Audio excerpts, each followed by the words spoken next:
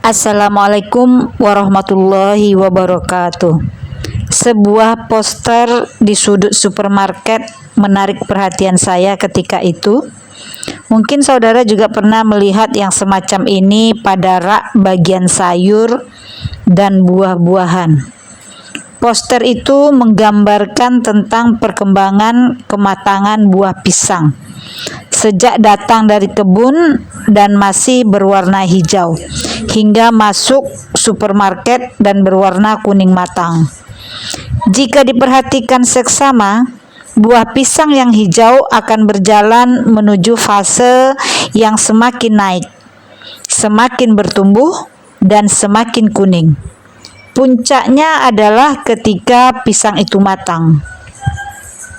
Setelah pisang itu matang, maka ia akan berjalan menuju fase yang semakin turun, semakin berkurang nilainya, dan berakhir dengan membusuk. Jadi periode pertumbuhan ke arah yang lebih baik hanya terjadi selama pisang itu masih hijau.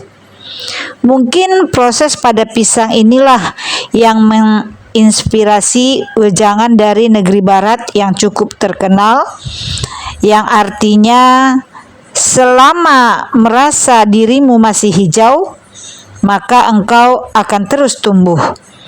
Selama merasa dirimu matang, maka engkau akan mulai membusuk. Orang-orang yang senantiasa rendah hati merasa masih perlu belajar, haus akan ilmu.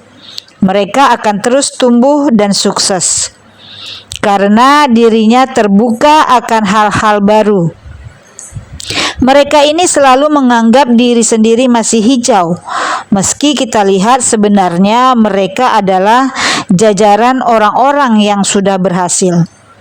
Sebaliknya, orang-orang yang senantiasa tinggi hati merasa sudah pintar, tidak butuh lagi ilmu. Saat itulah sebenarnya mereka akan mulai menurun, karena dirinya tertutup akan hal-hal baru. Mereka ini selalu menganggap diri sendiri sudah matang, meski kita lihat sebenarnya mereka belum pula berhasil di bidangnya. Al-Imam Syafi'i mengibaratkan orang-orang yang rendah hati laksana bintang di langit. Tetapi mereka tidak merasa tinggi, karena mereka hanya melihat dirinya di permukaan air. Tentu saja semakin tinggi bintang akan semakin rendah pula yang tampak di permukaan air.